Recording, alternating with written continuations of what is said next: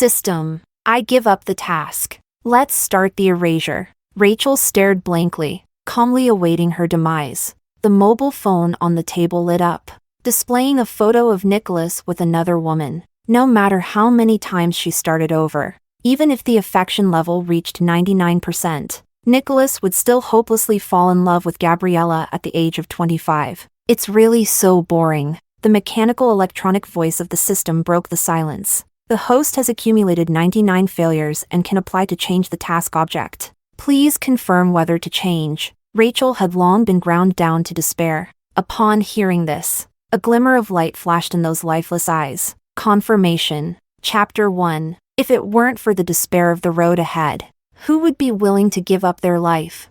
After 99 attempts to pursue, she seemed to be enclosed by an invisible barrier, only able to watch helplessly as she walked towards a predetermined conclusion. Difficult to break free. Now, she has finally broken through the gap.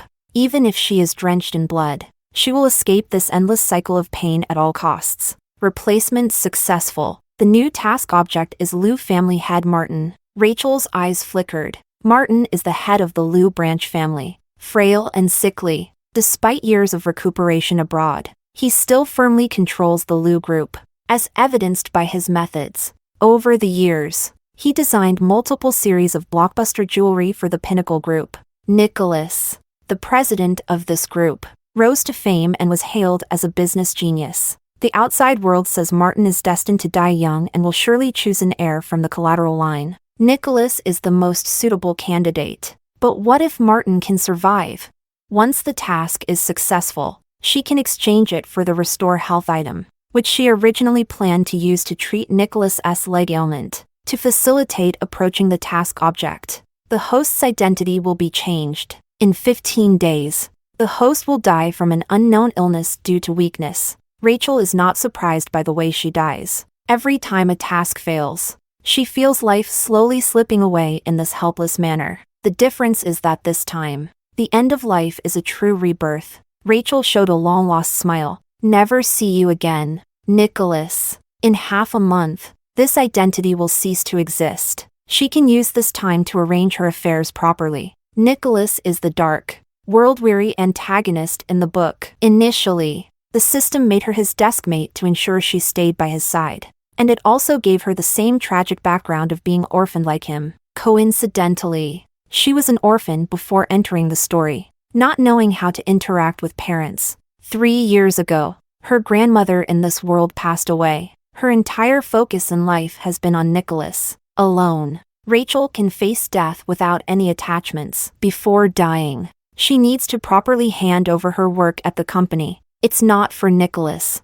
I just don't want to trouble my colleagues. Before submitting her resignation, Rachel made a spicy crayfish dish. Nicholas has a sensitive stomach, and although she loves spicy food, she followed a bland diet, unwilling to let him catch even a whiff of anything spicy. The saucy crayfish went into her mouth. The familiar yet strange taste felt as if it had been ages. The scorching heat pressed against her throat, making it hard to tell whether it was the spice or the pain. Tears fell silently. 99 lifetimes. Humans are not grass or wood. Who can be without feelings? If it weren't for having truly fallen in love, how could she repeatedly strategize without losing heart? Yet, no matter the lifetime, she and Nicholas never reached the end together. She no longer wants to like Nicholas. Ding! The mobile phone screen lit up again, and through the mist of tears, Nicholas's profile appeared before her. Come to Peak Club Room 607. They hadn't seen each other for several days. With a 99% favorability rating, it should have been love to the extent of being willing to give up one's life. Yet he still resolutely abandoned her and rushed towards Gabriella. He knows very well that she is most afraid of being alone. Tears smashed against the screen. Rachel pressed the send key. Good. Let's say goodbye properly. Just thank him for the little bit of affection he reserved for her. Thank him for his blatant favoritism towards her before she turned 25. Even if he now loves another person more passionately. Nicholas, aren't you afraid that Rachel will find out about this? As they reached the door of the private room, the voice of friend David came through. Rachel paused. Through the slightly ajar crack of the door, she saw, amidst the swirling smoke, Nicholas casually resting his hand on Gabriella's shoulder, a carefree smile on his face. What are you afraid of? Diana is my fiancé. Fiancé? Then what is Rachel? In a daze, Rachel met those narrow, cold eyes. He looked just like he did at 18, mischievously curling his lips. Just a lover. Chapter 2. Rachel still remembers when she was 18. Nicholas awkwardly drawing a heart with a handheld sparkler under her window. Rachel. Happy Valentine's Day. The sparkler burned and blossomed, resembling countless stars, making his obsidian-like eyes shine brightly in the hazy night. Nicholas loves Rachel for a lifetime. No, for all eternity. Perhaps Nicholas was truly hoping they could be together for all eternity back then. It was precisely because of the boy's passionate and pure love that she threw herself into it time and again. Unfortunately, true feelings change in an instant. Rachel snapped back to reality from her tangled memories, feeling a bit more at ease. 99 lifetimes. In the end, she still couldn't seek a lifetime. It's time to end this. Before the door could be pushed open, a deep and clear voice came through. Rachel, come in when you arrive. Rachel stopped her hand. It turned out he really saw her. The word lover just now was intentionally said for her to hear. At 18, he wished her happy Valentine's Day. At 25, he wanted her to be the other woman. How could the man who used to cry desperately at the slightest scratch bear to humiliate her like this? Her heart, riddled with wounds, was once again mercilessly stabbed multiple times. Yet Rachel felt no pain. The dense torment that had entangled her for countless days and nights vanished completely. The man who loved her, Nicholas, is dead. Died before the age of 25. Pushing open the door, Rachel had no emotion on her face, as if the man sitting above, who was holding Gabriella's waist, was not her lover at all. Nicholas showed no signs of guilt or anger. His hand became increasingly reckless, and those dark, deep eyes were fixed directly on her. Friend David awkwardly said, Rachel, please sit. In the past, Rachel would have cried and begged, humbly pleading with Nicholas not to fall in love with someone else, begging Gabriella to return Nicholas to her. It's good that the cycle ends. It won't come back again. He can spend his life with Gabriella. She no longer has to be tied to him, nor must she be happy because of his joy or sad because of his sorrow. To fulfill him is also to fulfill herself. Thinking of this, Rachel's eyes and brows were tinged with a smile, and her steps seemed a bit lighter as she found a place to sit away from the two. Are you happy? Nicholas's voice was muffled and unclear. For a moment, Rachel had the illusion that he wanted to see her jealous and lose her composure. How could this be so absurd? Nicholas, who had a 99% favorability rating towards her, would actually try to prove her love for him by hurting her. The only explanation is that his affection for Gabriella is 100%, just 1 point short. No matter what, it can't compare. It's just so unreasonable. That's fine. She can leave without any attachments in 15 days. He was the one who betrayed her first. Then she doesn't want him anymore. Rachel. Nicholas's voice turned cold and distant. Only when he is displeased does he call her Rachel. Rachel looked at him with a hint of confusion. What are you angry about? She has endured 99 lifetimes of grievances without getting angry. Nicholas gripped her harder, almost crushing the shoulder bone of the woman in his arms. In the next moment, his words made Gabriella forget the pain and smile brightly. Rachel, Diana and I are getting married next month. David was startled. Are you crazy? Rachel calmly said, congratulations. David looked at Nicholas, then glanced at Rachel. You guys just broke up for no reason?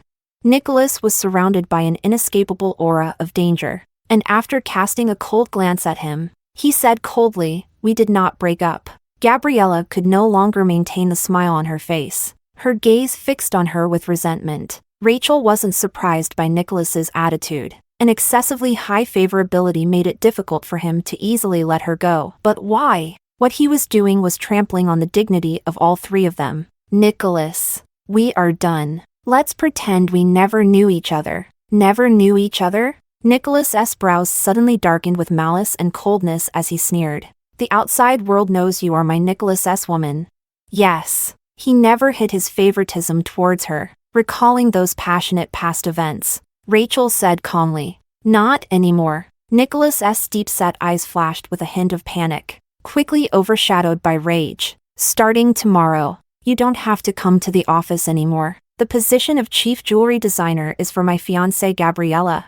Nicholas. David was stunned. Rachel remained expressionless. In every lifetime, she thought things would be different. This time, he still made the same choice. She was no longer surprised. The Pinnacle Group was his life's work. He didn't care. So why should she, a dying person, care? Rachel nodded gently. All right. As long as the compensation is in place. Chapter 3. Everything went as planned. Nicholas was like a caged beast, frantically angry. Bang! He crushed the wine glass in his hand. Sharp shards of glass embedded in the flesh. Crimson, blinding blood surged out wildly, pooling at the fingertips. Drip drip falling down. Nicholas, you're hurt, Gabriella exclaimed, rushing around to grab the first aid kit to help him tend to his wounds. His gaze remained fixed on Rachel, his sickly eyes filled with obsession, nostalgia, and a fleeting sense of grievance. The corners of his eyes tinged with a faint red. Rachel merely looked at him indifferently. Nicholas, just pretend I never existed in your world. Our meeting was a mistake from the very beginning. Nicholas stood up abruptly, his face filled with intense panic and unease. Not knowing what he was thinking, he sat back down again. Gabriella almost bit through a silver tooth, with tears streaming down her face. She said, Nicholas, it's all my fault. I shouldn't have asked for so much. I made Rachel unhappy. You should just marry Rachel, as long as I can stay by your side. It doesn't matter if I have no status. David couldn't help but scoff softly, determined to be the mistress. Gabriella was crying even harder. Nicholas, all your friends and family only recognize Rachel. I know I can't compare to Rachel. Rachel is a top student at University A. While I come from a private college, it's me who doesn't deserve you. Nicholas, Rachel said helplessly. Gabriella, I have already ended things with Nicholas. From now on, I will no longer be your obstacle. If I lie to you, let me die a terrible death. Bang! The cane made of fine dark wood struck heavily against the ground. Nicholas's handsome face was solemn as he coldly said, since that's the case, how about we erase your student status at University A to prevent Diana from overthinking? Nicholas! David was dumbfounded. Gabriella was utterly taken aback. Nicholas, this isn't good, right? Sister Rachel will be heartbroken. Then let's erase it. In that case, erase it, Rachel said calmly. By the way, also erase the high school records. I remember there were posts on the campus forum about our group. Delete them all. Her serious tone made Nicholas furious. You really don't care? You want to erase our past together? Fine. Do you think I won't dare? Nicholas immediately contacted Special Assistant. Nicholas, don't be impulsive. David hurriedly stopped her. Rachel remained motionless. Mr. Liu. The call was connected. Nicholas Liu stared at her deeply, enunciating each word. Special Assistant. Terminate Rachel's position as chief jewelry designer, and also erase all her high school and university records. Huh? Mr. Liu, is that you yourself? Do as I say. The confused special assistant reminded Mr. Liu. Once the records are erased, they cannot be restored. Rachel held no expectations. She felt like a bystander, still having the mind to lift the orange juice in front of her and take a sip. Go do it! Nicholas sternly reprimanded. Rachel's numb heart uncontrollably surged with bitterness, even hatred. It was this man who, when he loved her, would have given the whole world to her, yet now cruelly destroyed everything she had with just a few words. What if she couldn't change to a new identity?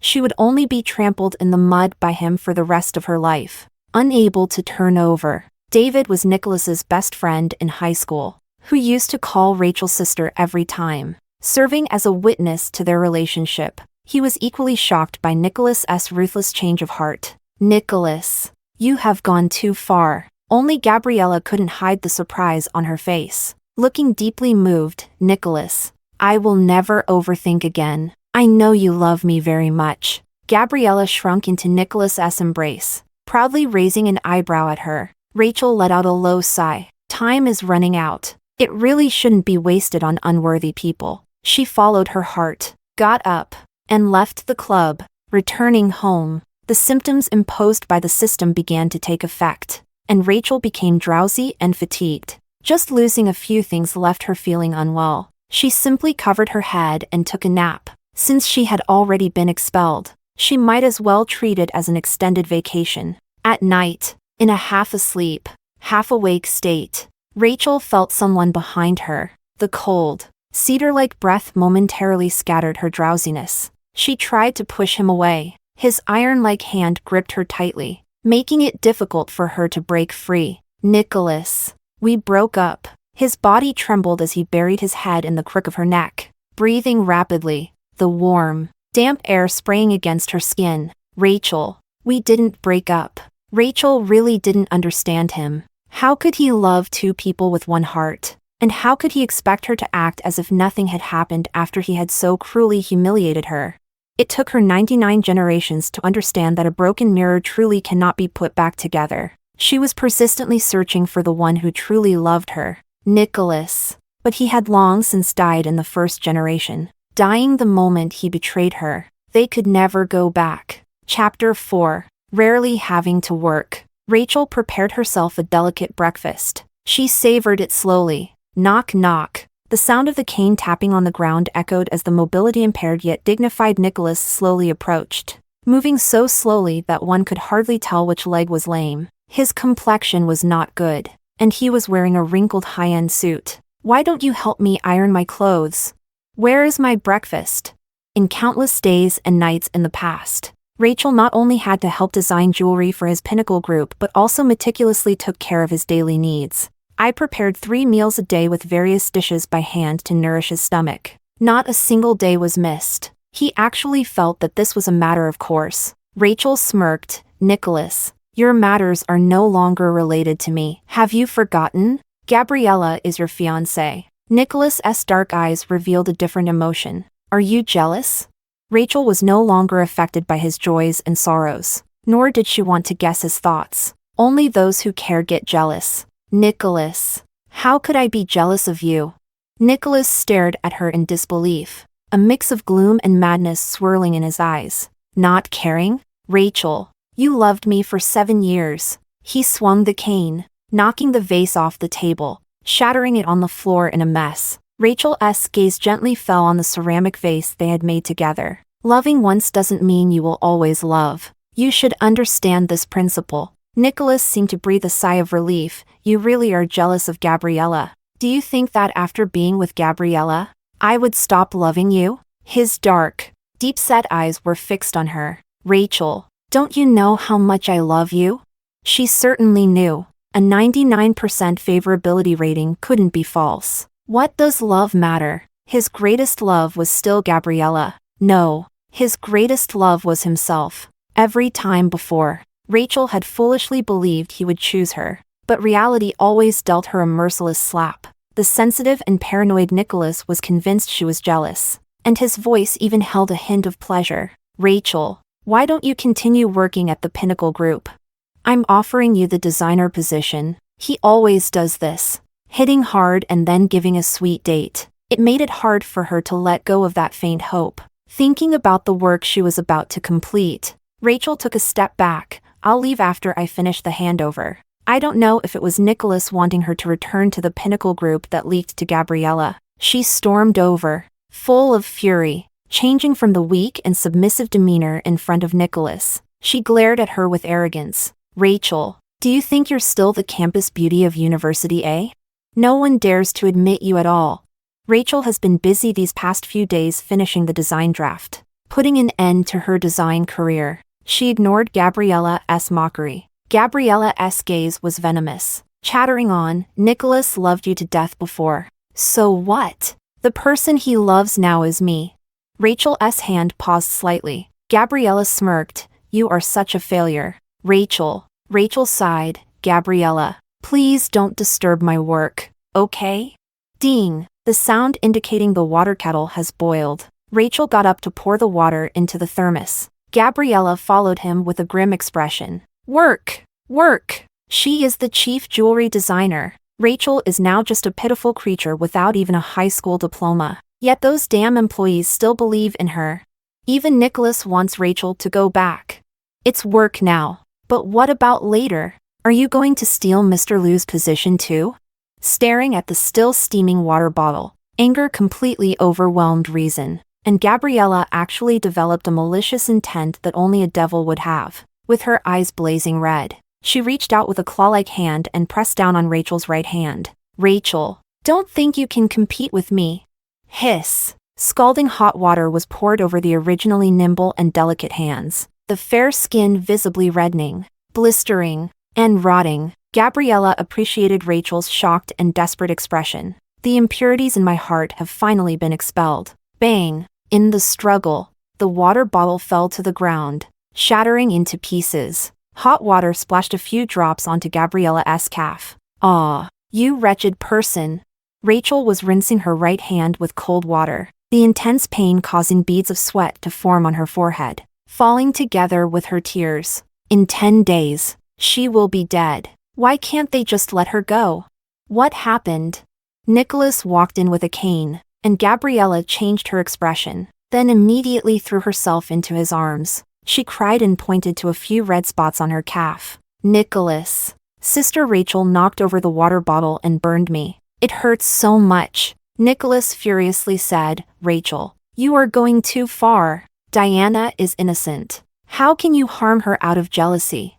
You have disappointed me so much." He supported the weak and almost unable to stand Gabriella, his handsome face pale with anger. "Marrying Diana is my decision. You are coming at me."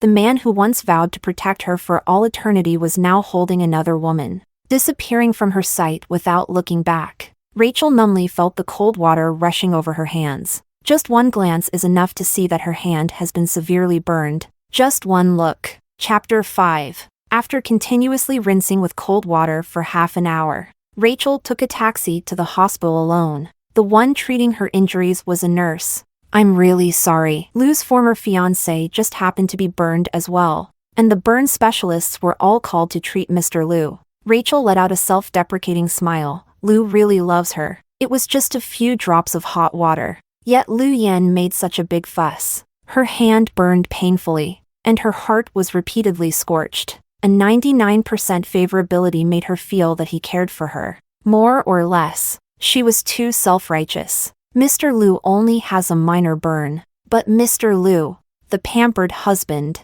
acts like a madman. Is the crazy domineering CEO stepping into reality? Someone was talking outside as they walked by. I heard that a patient had strong objections to calling the burn department's doctor, so Mr. Liu directly booked the entire floor, not allowing anyone to disturb Mr. Liu. Your hand is burned too severely. You will definitely need a skin graft in the future. The nurse carefully applied medicine to her twisted and deformed hand. Rachel asked, "Does this mean you can't paint anymore? Are you still a painter?" The nurse shook her head regretfully, saying, "With this hand, not to mention drawing, it can't even straighten out properly anymore." After saying that, the nurse looked at her with deep regret. "I'm sorry. Actually, it's nothing." Rachel shook her head and comforted her, saying, "I won't need this hand for long." "Ah." The nurse's eyes widened slightly. She examined the patient and saw that Rachel looked exceptionally haggard. Thinking she must have some terminal illness to be unable to use this hand, the nurse felt a deep pang of sympathy but didn't dare to ask why there were no family members by her side. She couldn't help but think of Mr. Liu upstairs. She couldn't help but feel a surge of emotions. If the patient before her were Mr. Liu, how frantic would Mr. Liu be? When Rachel finished her bandaging and went home, Nicholas was still upstairs with his new love, treating her. Her right hand ached to the point of almost losing sensation, and she quietly used her surviving left hand to flip through the design drafts she would never be able to complete. Her fingertips gently caressed the wedding rings on the drawing. This was originally the wedding ring she designed for herself, just like her and his 99 generations. It was almost perfect, but it was destined to have no outcome. After resting at home for 2 days, Nicholas returned with a cane, his face cold and serious, questioning, "Aren't you going to design the eternal heart anymore? You intentionally burned Gabriella." This wedding ring is compensation for her. She has already agreed not to sue you. What more are you dissatisfied with? Why bring personal emotions into work? Rachel felt a sense of helplessness against fate rising in her heart. She raised her right hand, wrapped in sterile gauze, and could vaguely see the charred skin. I was scalded, Rachel said in a disturbingly calm tone. It was your Diana who pressed my right hand and poured the entire kettle of boiling water on it. Impossible. Nicholas's pupils constricted sharply. Gabriella would never do such a thing. You intentionally scalded yourself to avoid my questioning, didn't you? The doctor said I can never paint again. Nicholas almost couldn't steady the cane. Painting was her dream, and she couldn't possibly bury it completely. He desperately recalled the scene from that day. The images he had ignored due to disappointment and anger reappeared vividly before his eyes. He saw her hand, unnaturally red, being rinsed under the faucet. Her face was covered in tears. This shocking scene left Nicholas dejectedly sitting on the sofa, unable to understand why Gabriella could brazenly destroy her hand. He knew Gabriella was manipulative, and that was also the reason he used her. But how could she dare to turn the tables so brazenly after committing such a crime? Nicholas looked at Gabriella as if he were meeting her for the first time. Was it because he, in a fit of rage, erased Rachel's academic record, making Gabriella feel that he loved her so much he had lost his mind and could act without restraint? Rachel looked at him in a daze and couldn't help but ask, Nicholas, do you still want to marry Gabriella? Nicholas gritted his teeth and replied firmly, yes. It really is a deep infatuation. Rachel lowered her gaze, lost in thought as she stared at the tightly wrapped hand, feeling the pain that pierced deep into her bones with the slightest movement. She no longer wanted to ask him why he loved Gabriella so deeply. In 8 days, she would be free. The afterglow of the setting sun gently cast a golden hue on her, her slender figure so ethereal that it seemed like she would vanish in the next moment. Nicholas felt an unprecedented panic rising within him. He almost blurted it out. Rachel, don't be afraid. It will come back soon. Bang! This simple statement struck Rachel like a thunderbolt, leaving her mind blank. Start over. Rachel felt her blood freeze, her heartbeat nearly stopping. So, he always knew that if the mission failed, they would start over? Did he deliberately let her fail her missions time and again? Those early warning signs, like countless threads, were suddenly pulled, brutally revealing the bloody truth. Rachel cried and laughed at the same time. Favorability 99%? It must be hatred 99%. What grudge, what resentment, made him go back to the past time and again, watching her please him like a clown? Nicholas panicked. Rachel, don't scare me. Rachel stopped her sorrowful smile, tears still hanging in her eyes, the last glimmer of light in her gaze extinguished. Returning to silence, her gaze held no warmth. Nicholas, I shouldn't have met you. Chapter 6. After that day, Rachel sat by the window like a walking corpse, never speaking another word. She repeatedly recalled the memories of 99 generations. Suddenly, she understood a lot. Nicholas lost his parents at a young age, his inheritance seized by his uncle. He was bullied by his cousins like a dog, pushed into the sea, thrown into desolate mountains. That crippled leg was broken by my cousin in a brutal manner. She understood his sensitivity and insecurity, trying with all her love to ease his unease. But he always felt it was not enough. He confidently controlled the favorability, and at the moment it was about to reach its peak, he resolutely chose betrayal. He wanted to repeatedly use Gabriella to test her love for him, enjoying her losing her composure for him time and again. It is undeniable that he loved her, but his love was deformed and twisted. What kind of love allows him to cheat and change his heart without a care, watching her die again and again in her collapse and despair? Rachel, your hand will get better. Nicholas thought she was closing herself off like this because she could no longer paint. He set down the cane, kneeling on one knee before her, trembling as he gently touched her withered, deformed hand. Don't ignore me. His eyes reddened, his voice hoarse and filled with helplessness. You know I would die without you. Rachel refused to look at the stranger one more time. Holding the last photo of herself and her grandmother in her arms, she carefully traced the loving and kind features of her grandmother, allowing time to pass slowly. Her only warmth in this world was her grandmother, Ding! The ringtone of the mobile phone rang. Nicholas. The place I burned hurts so much. Gabriella's voice was soft and delicate, evoking pity. Can you come and keep me company? For 99 generations. Nicholas was the first to be harsh with her. Is your injury as serious as Rachel's? What are you pretending for? Rachel's heart was as still as an ancient well, showing no signs of disturbance. She only felt that the 5 days were terrifyingly long, and she didn't want to stay by his side for another moment. That unknown illness grew worse. Rachel sat up to sleep, then woke up to sit. Nicholas restlessly waited not far away, accompanying her as she sat in silence all day. After not seeing him for several days, Gabriella's feeling of crisis grew stronger. After Nicholas once again openly skipped work, she chased after him without hesitation. When Gabriella entered, Nicholas was just leaving to go to the store next to the high school to buy the sauce-flavored pancakes that Rachel loved the most. Gabriella cried out hoarsely, "Rachel, do you know that Nicholas and I are about to get married? Why are you trying to ruin our relationship?"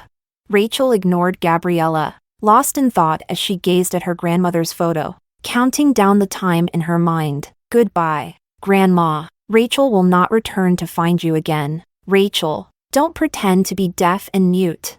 Bang! Gabriella unexpectedly snatched the photo frame from her arms and forcefully smashed it to the ground, the wooden frame splintering and the crystal glass cover shattering into countless pieces, tearing the photograph to shreds. Rachel glared at her with blood-stained eyes. Gabriella, somehow finding strength from somewhere. Rachel, who was clearly extremely weak, stood up and with all her might slapped Gabriella, sending her tumbling to the ground with blood at the corner of her mouth. In the next moment, the door opened. Nicholas. Gabriella seemed to be deeply wronged, crying like a rain-soaked pear blossom, stumbling to her feet and running towards Nicholas. She accused, "I just accidentally broke Rachel's photo, and she hit me." Nicholas's impatience lingered in his eyes as he withdrew his gaze from the broken photo, staring deeply at Gabriella's swollen face. "I miss Grandma Rachel. As long as I see Grandma again, I will return to normal.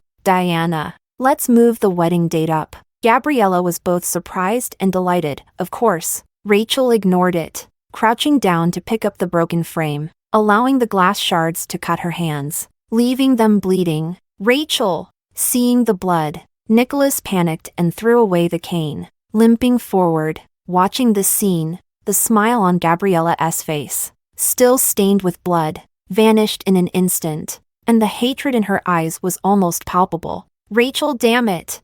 That night, Gabriella was admitted to the hospital. She clumsily forged a medical record, needing an urgent kidney transplant, and Rachel happened to have signed a body donation agreement with matching kidneys. Nicholas, I don't want Rachel's kidney. Just let me die. Gabriella lay pitifully on the hospital bed, tears falling like flowing light, both beautiful and sorrowful. What a pity. I almost could have married you. Nicholas. Let's be husband and wife in the next life. Nicholas's dark, deep eyes suppressed a morbid madness. Gabriella wants to let Rachel die on the operating table. As long as Rachel dies, time can be reversed. He couldn't wait to return to the past, to that dark, damp, decayed past, where in the endless abyss, he would encounter the warmest light. Rachel lay on the operating table. Nicholas gently caressed her pale face, his fingers trembling with excitement. Rachel, we will see each other again soon. Rachel slowly closed her eyes, allowing tears to slide down from the corners. There is no future anymore. Nicholas, the last 3 days are gone as well. System detected that the host is under life threat. The host will soon be given a new identity ahead of schedule. Chapter 7. When the favorability first reached 99%, Nicholas awoke. He learned that he was the notorious villain in the book, destined to be sent to prison by the main character on his 26th birthday, sentenced to life imprisonment. This was the original ending of the story. The appearance of Rachel changed the course of the plot. She is a time traveler and also his redemption. In that life, he accidentally discovered a system bug. As long as he married Gabriella, Rachel would slowly die, reversing the flow of time. Nicholas had thought about keeping the favorability at 99% all along, but the world's consciousness told him that if the favorability did not reach 100% before the final conclusion, Rachel would be erased by the system. He dared not gamble. He did not dare to bet that she would choose to stay after the mission succeeded. He was afraid of being thrown back into the dark abyss. After all, he and Gabriella were just playing a game. He simply married her to restart time. In this life, due to the variables of having her student status erased and burning her right hand, Rachel seemed like a soulless rag doll. Nicholas panicked. He wants to return to the past ahead of time. The door of the operating room slammed shut. Nicholas sat on the corridor bench, waiting for the system to stuff his old, filthy soul back into his 15-year-old body. He murmured to himself,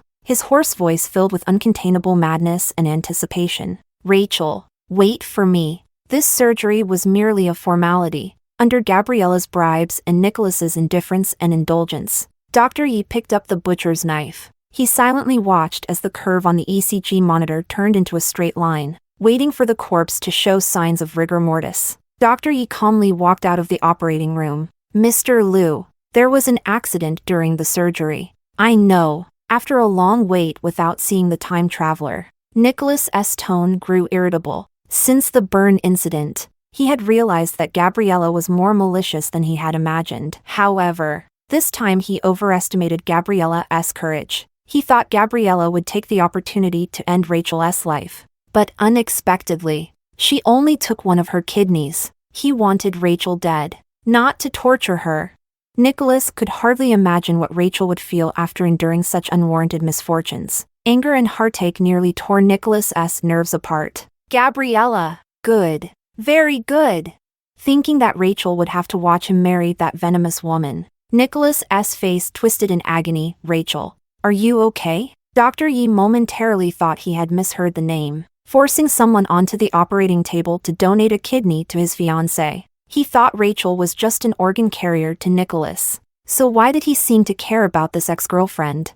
He even called her so intimately. Dr. Yi subconsciously dared not look up at him. Gabriella's surgery was very successful. I ask you, Rachel, what about her? Dr. Yi was startled and said, Miss Song has passed away due to excessive blood loss. What? Nicholas's expression first showed disbelief, then transformed into an indescribable horror. The sharp words passed away pierced through him, and the biting cold wind mercilessly rushed in. She's gone? Left him all alone? Impossible. I'm still here. Rachel is not dead.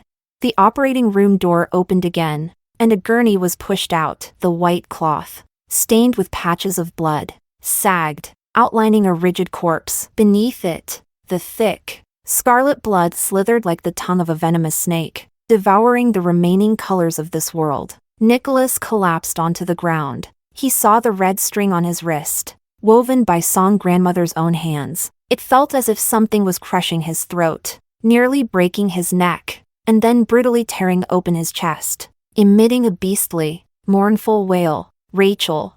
Dr. Yi shivering. Liu, Director Liu, please accept my condolences. No, she's not dead. Not dead. Nicholas tried to stand up several times, but fell again and again, bruised and battered, finally crawling on his knees in front of the stretcher. He trembled as he lifted the layer of white cloth that was about to be stained red. It was a face with dark blue-black hair, lifeless and devoid of breath. This is his Rachel, the girl who was once bright and lively, now robbed of all vitality, transformed into a cold, battered corpse. He is the murderer. Rachel. Nicholas's heart was tightly clenched, tears uncontrollably falling one by one on her face. He reached out his hand, wanting to feel her breath. I still cannot feel her breath. Nicholas had never faced Rachel's death so directly. Usually, after she passed, he would return to the year they first met. He personally pushed her towards death, creating the current situation of being worlds apart. He killed his own light and redemption. How could this happen? He clearly loved her so much. Nicholas like a gambler at the end of his rope, with red eyes, bulging veins, and frantically tearing at his own hair. Why am I still here? Why did it fail this time? Why? Chapter 8. With the death of Rachel, the story will return to the beginning. In the past 99 generations, Nicholas has repeatedly restarted time and space like this. He never believed that death would truly come to her. But this time, Nicholas lost his beloved forever. Rachel! Rachel! Don't leave me alone. Rachel! Nicholas leaned over Rachel's corpse, burying his head in her neck, feeling the heavy scent of blood in his nose and the cold, stiff touch. He cried bitterly, his face smeared with tears and snot. Rachel, you still haven't succeeded in your mission. How can you die? Rachel, what am I supposed to do if you leave? Dr. Yi stared blankly at Nicholas, who was starting to talk nonsense, his heart sinking rapidly. One shouldn't do such immoral things just to please the future boss lady of the Pinnacle Group. Liu, Mr. Liu, a person cannot be brought back to life. Let's first send Miss Song's corpse to the morgue, shall we? Don't let Miss Song leave in unrest. Why did she have to die? It was just a kidney donation. Nicholas abruptly raised his head and glared at Dr. Yi, the murderous aura around him almost taking shape, and his eyes, which were on the verge of shedding blood tears, sent chills down one's spine. How dare you? Dr. Yi, trembling with fear, mustered the courage to remind softly, Mr. Liu, all surgeries carry risks. You personally signed the surgery notification. You killed her. Nicholas dragged his injured leg, approaching Dr. Yi step by step like a vengeful ghost. Since his light was gone, what did he have left in this world? He wanted to kill everyone who had harmed her, making them accompany her to the grave. Nicholas with blood-red eyes, like a beast that has lost its mind. You killed my Rachel. I want you dead. Dr. Yi, on the verge of tears, Liu, always. It's obvious this is a scheme to make Rachel die justifiably. Nicholas can be said to be the mastermind behind it all. So why suddenly turn against it? Hasn't he already grown tired of Rachel, torturing her to death for the joy of a new love? Could it be that he only realized he loved her after she was dead? Does it have to be this melodramatic? It's simply insane. Nicholas, filled with pain and despair, walked towards Dr. Yi like a hellish demon, raising his hand to choke the neck of this executioner. You go down and apologize to her. No, it's not. Nicholas. At that moment, Gabriella had finished applying her pitiful sickly makeup, lying weakly on the stretcher. As she was pushed out of the operating room, she pretended to have just woken up from anesthesia, calling out weakly, Nicholas. Nicholas glared fiercely at the woman on the stretcher, who was putting on an act. Caught up in victory and joy, Gabriella failed to notice his unease, pretending to casually see Rachel's corpse, feigning surprise and guilt as she covered her mouth. Sister Rachel, it's all to save me that you would do this. Gabriella weakly covered her waist with the fake wound, bravely wiping away her tears. Sister Rachel, I will carry your share and take good care of Nicholas for you. You can rest assured and go. Rage burned in Nicholas's dark, decayed soul, just as he was about to disregard everything and strangle the venomous woman before him. Something flashed through his mind. In every previous instance, it was only after he married Gabriella that Rachel died. It must be because he isn't married yet. Nicholas wore a strange and eerie smile on his face. Rachel, wait for me. Gabriella secretly observed Nicholas's reaction, feeling a chill in her heart. Nicholas? Nicholas came back to his senses, his tone unusually excited. We will hold the wedding tomorrow. Gabriella was simply overjoyed. She didn't care at all whether the wedding was too rushed. She couldn't wait to become the mistress of the Pinnacle Group. Sure. Chapter 9. Time was tight, and there was not enough time to prepare many things, making Nicholas's wedding as the newly rich man of city a particularly simple and perfunctory. Gabriella was wearing a wedding dress she had bought on a whim, her face beaming with a radiant and proud smile. Gabriella's parents never expected their daughter to actually marry into the Liu home, and they did not pursue Nicholas's lackadaisical attitude, which even led him to skip the formal proposal. As they graciously accepted the compliments from everyone, the guests superficially congratulated her with enthusiasm, but behind her back, they couldn't help but whisper and gossip. Isn't this wedding a bit too hasty? Who knows? This Gabriella has completely captivated Liu, who probably can't wait to bring her home. It is said that some time ago Gabriella burned a few blisters, and Mr. Liu even booked the entire burn department of the hospital for her. Simply infatuated. There were also guests who heard about Nicholas and his romantic entanglements with two women. I heard that this Gabriella is the mistress who has taken the position? Yes. Mr. Liu had a girlfriend for 7 years, who was originally the chief designer of the Pinnacle Group. Miss Song. After Mr. Liu fell in love with someone else, he fired Miss Song and erased her high school and university records. Ah, how could Mr. Liu be such a person? Being banned by Mr. Liu, Miss Song can no longer find a decent job. He probably thinks that by doing this, no one will know Gabriella is a third party. TSK. The guests all despised Nicholas for his heartlessness. When Miss Song was with Mr. Liu, the Liu family was still under the control of his uncle. I heard that back then Mr. Liu was kidnapped, and Miss Song almost lost her life trying to save him. Was Mr. Liu cursed? Why did he abandon Miss Song and choose Gabriella instead? What exactly makes Gabriella better than Miss Song? It's just the freshness. People like that really. Who would dare to get close to him? Of course, due to the influence of the Pinnacle Group and the Liu family behind Nicholas, no guest dared to openly show dissatisfaction. After all, Nicholas is the most likely heir of the Liu family's side branch. I heard that the head of the Liu family, Martin, doesn't have many days left. This Liu family will eventually belong to Liu Zong. It's really unfair that someone like Gabriella, a third party, could become the mistress of the Liu family group. It's a pity for Miss Song, who helped Liu Zong build his career. Sigh. Nicholas could sense the disdain the guests had for him behind his back, but he was completely indifferent. If it weren't for a glimmer of hope keeping him afloat, he would have gone mad long ago. All he wanted now was to get married as soon as possible and return to the past. Just as he was about to go on stage for the ceremony, David learned of the tragedy that had occurred in the hospital and rushed to the wedding site, throwing a punch at Nicholas. Nicholas! Are you even human? David accused him publicly. You forced Rachel to donate a kidney to your new lover, letting her die on the operating table. Rachel has only been dead for less than a day. Her body still warm. You didn't even arrange her funeral before you rushed to hold a wedding with Gabriella. Rachel, what did I do to deserve this? Why are you treating her like this? The guests collectively gasped, becoming restless. Miss Song is dead? Did she die donating a kidney to the mistress Gabriella? Oh my God, that was a human life. Just because you don't love her anymore doesn't mean you have to take her life, right? Wow, does Gabriella look like someone with kidney problems?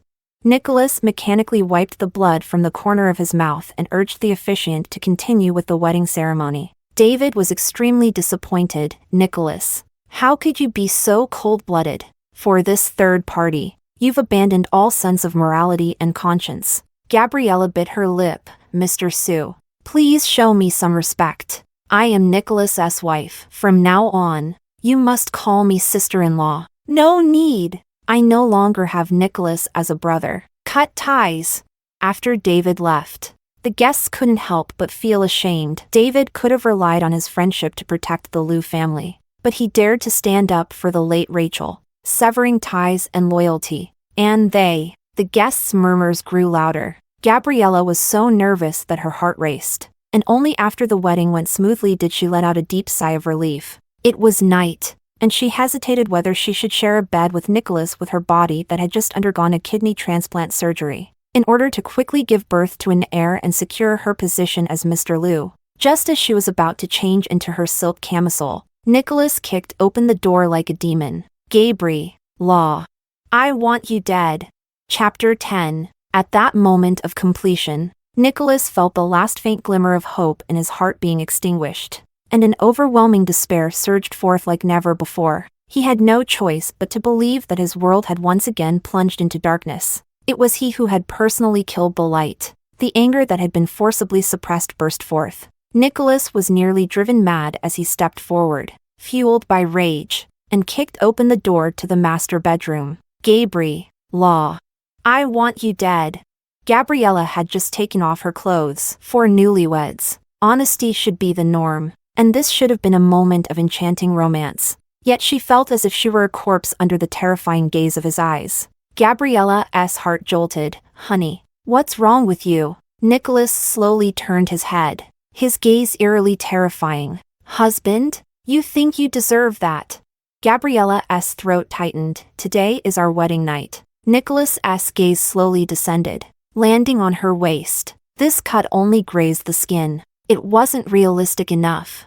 I'll help you. Gabriella only felt that the faintly painful wound seemed to be seared by something hot. And then her blood rushed back, leaving her cold all over. He knew. Did he know she faked her illness to have Rachel donate a kidney?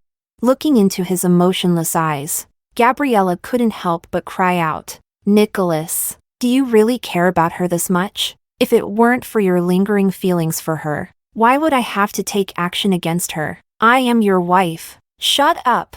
My wife is only Rachel. Nicholas roared as he pulled out a fruit knife, dragging his injured leg towards Gabriella. Gabriella had previously deluded herself into thinking her charm was so great that it could drive Nicholas to lose his mind, secretly cursing him as a gullible fool. The terrifying scene before her froze and chilled Gabriella's blood. She finally realized that Nicholas was nothing but a complete madman. Gabriella wanted to escape, but she had just bumped into the foot of the bed and couldn't get up in time. This time, she no longer pretended to be pitiful. She cried with genuine emotion. Husband, I'm scared. Please don't hurt me. Husband, Gabriella's throat was being choked. Her face flushed and red, and her eyes were nearly popping out of their sockets. Shut up. You have no right to call me husband. Nicholas's gaze was sharp and icy, exuding a dead silence of cold fury. When you burned Rachel's hand and bribed the doctor to take her life, did you ever think about not hurting her? I want you to suffer 1,000 times more than Rachel.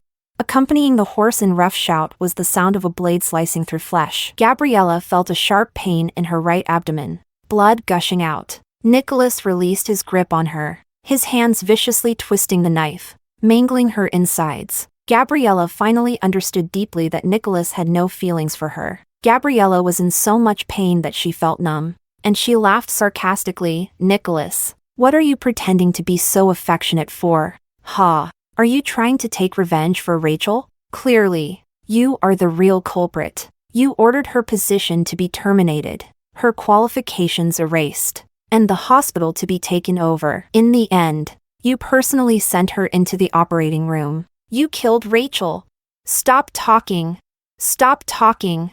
This undeniable fact made Nicholas's eyes redden to the point of almost bursting. He pulled out the knife that had sunk into his flesh, blood splattering onto Gabriella's face. Memories transformed into countless sharp threads, constricting every cell in his body. He was in so much pain that he could hardly breathe. Rachel. Rachel. Ah. Gabriella clutched the gaping wound from which her internal organs spilled, her lips as pale as paper, knowing she was on a path to death. She mocked this ridiculous man with deep-seated hatred, playing with feelings. This is your retribution. Rachel is dead. She will never come back. You don't understand at all. Nicholas's eyes were filled with a blood-red intensity. I don't want to lose her. Everything I do is to keep her by my side forever. Gabriella gritted her teeth. Crazy. Nicholas, in a fit of rage, swung the knife at her, the tip piercing the skin and about to plunge into her heart. Gabriella glared with resentment and unwillingness, her eyes wide open. Killed his own wife on their wedding night. Nicholas. Just wait to go to prison. At that moment, the knife stopped. Nicholas abruptly pulled the knife out, leisurely wiping away the bloodstains. The light and shadow fell on the blade, reflecting a blinding cold gleam. Gabriella's vision blurred, only hearing him whispering like a demon. Dying like this is too easy for you. You must suffer a fate worse than death. You should experience the pain of being burned, then have your kidney removed. Spend the rest of your life in a mental hospital. Chapter 11. Gabriella was sent to a mental hospital on her wedding night, which astonished those who had secretly envied and mocked her for being the third party. People couldn't grasp Nicholas's logic of behavior. They just thought he had gone mad. Moreover, upon hearing about Rachel's death, many employees began to resign, and the once thriving Pinnacle Group was suddenly on the brink of collapse. The competitor of the Pinnacle Group, Mao World Jewelry, has suddenly become the leader of the jewelry industry in City A. Rachel's new identity is that of the Mao family's heiress. 22 years ago, the only daughter of the Mao couple was stillborn, and they never had another child. The couple spent their lives doing good deeds, contributing a large amount of merit to the heavenly path. Coupled with the connections between the Mao family, the Liu family, and Rachel, the system simply altered the memories of the NPCs in the story. From then on, Rachel had a pair of loving and open-minded parents. Host. The Mao couple are your biological parents. After the mission is successful, I can go back home to see them. Rachel was initially a bit anxious, but upon learning about her parents' identities, she couldn't help but be astonished. Ms. Zhao became my mother? Yes. Ms. Zhao is the biological mother of this body. Your new name is Alice Mao. Alice completed her studies with the support of the Scholarship Charity Foundation founded by Ms. Zhao. After graduation, she rejected the offer from Mao World Jewelry to design numerous works for the Pinnacle Group. The market share of Mao World Jewelry was repeatedly plundered. She has always felt guilty towards the Mao family. Host. The villain is no longer your pursuit object, so there's no need to hold back. The mechanical electronic voice of the system rarely showed excitement. In the future, you will return to inherit the Mao World Jewelry. Grow it big and strong, and slap that deadbeat man's face. Multiple failures left Alice feeling uncertain. Do you really have to spend 99 generations pursuing another man? Not necessarily. If the host fails this mission, you will be completely erased, with no chance of starting over. You need to complete the mission as soon as possible. Martin has less than 3 months to live. 3 months. If 99 generations couldn't make Nicholas love her completely, why should she expect a man she barely knows to do so? In her final moments, Alice only wanted to love herself and life with all her might. Alice has not completely given up on the mission. Under the system's urging, she took her easel to the manor where Martin was recuperating to paint, except for the central villa, which is off-limits to outsiders. The rest of the manor is open to the public, where visitors can enjoy the flowers, pick fruits, row on the lake, have barbecues and camp. The manor also features an amusement park and a zoo. Deeply reclusive Martin spent every day in the villa's top floor, watching the children play and frolic. Before long, he noticed the girl who often came to the manor to sketch. Martin commissioned someone to purchase Alice's works. He felt the indomitable vitality contained within the paintings, a vitality he had been obsessed with and yearned for all his life. At this moment, a mechanical prompt sounded. Current favorability, 25%. Host. Martin has developed feelings for you. Alice couldn't help but be surprised. It should be noted that Nicholas initially had a favorability of -100% towards her. She spent a year, enduring a setback, to raise the favorability to 0%. She hasn't even met Martin yet. The system explained, Martin is a hidden big shot in the book, and he also has a possessive Yandere attribute. But he is not as outrageous as Nicholas. Relatively speaking, it's still easy to solve. Now Martin has a good impression of the host. You can look for opportunities to get close to him through Martin's mother Lisa Sue. The female lead, Sue, and your mother are childhood friends. Before Alice could pay a visit, Lisa came knocking first. Back then, when the Liu family was retaliated against by enemies, my husband and I were in a car accident when Martin was forced out. He was not yet 6 months old, with multiple underdeveloped organs, and suffered severe trauma in the womb. The doctors all said he wouldn't survive to adulthood.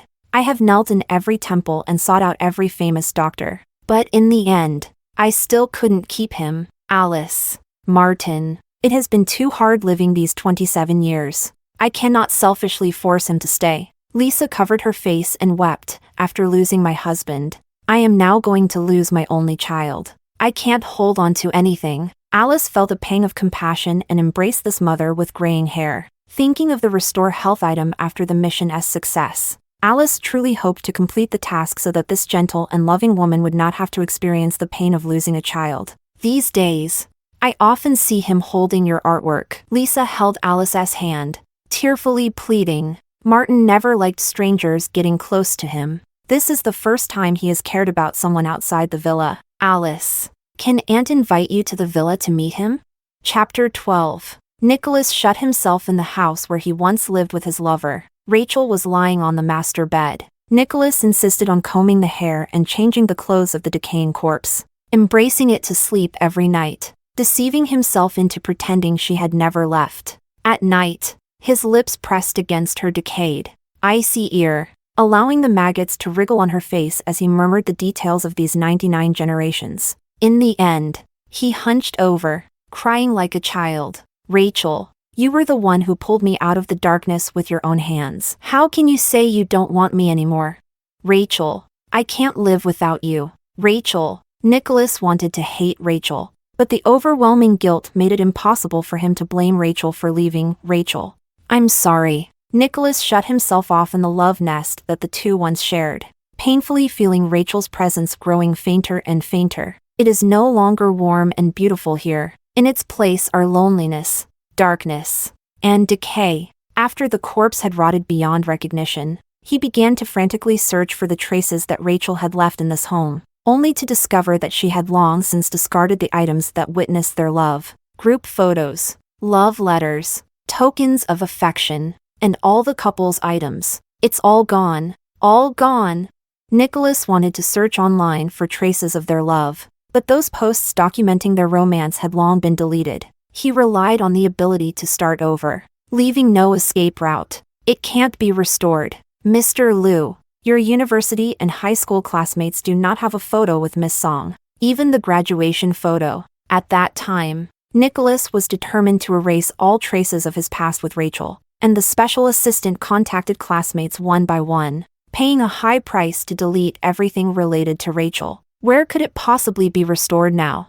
During that phone call, the overwhelmed special assistant spoke with a tone of sorrow. Mr. Liu, there are still many matters in the group that require your attention. Before he finished speaking, Nicholas hung up the phone. Regret made it hard for him to stand, as he collapsed to the ground in tears. Why is it so difficult to seek a happy ending? 99 generations, and still unable to grow old together. And now he has lost her. Is it really true, as the book says, that he is destined to be a lonely star, doomed to die alone?